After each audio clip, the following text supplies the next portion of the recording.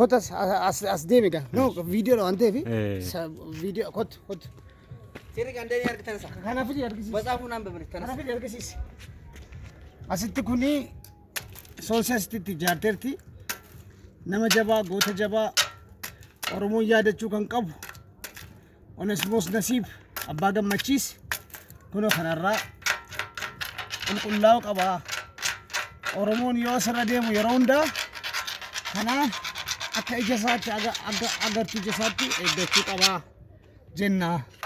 Kaza kunoo kanarraallee kanarraallee axalagi kun amma achi siqii ta'uu hunda achumaas utuun cufuun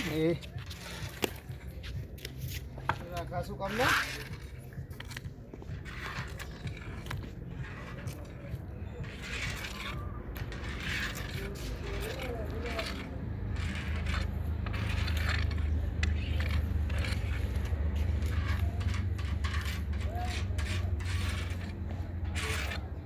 ወረቀት ይዛል ከዚህ እንጠርጋለን ወላሂ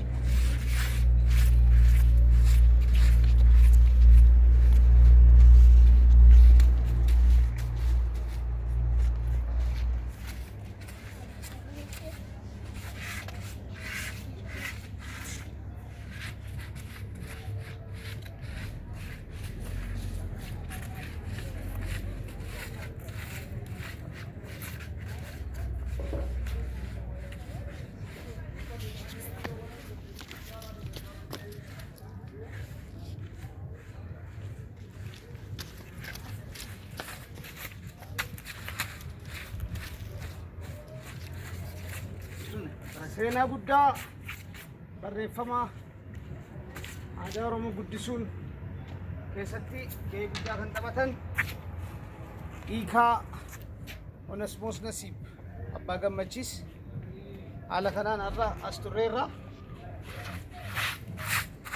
Kanaaf Oromoon illee gaafa dhufu kuni duudhaa keenya eenyummaa keenya waan ta'eef hundumtuu dhufee akka kanatti suuraa biratti ka'uun beeksisuu qaba nama goota keenya waan guddaa godhe waan ta'eef jennaa galatooma akkuma argitan Onesmoos Nasiib hiikaa bara 1850 haga 1931tti kan turan lubbuun amma jiranii garuu aadaa Oromoof duudhaa aadaa Oromoo kana keessatti waan guddaa taphatanii jiru. Isaanis kana fakkaatu. Turtii keenya kabajama tasfaa wajjin ta'ee dabarsine asumarratti xumurreerra. kabajama Galatooma oraa bulaa fayyaa ta'a. Ayyee galatooma.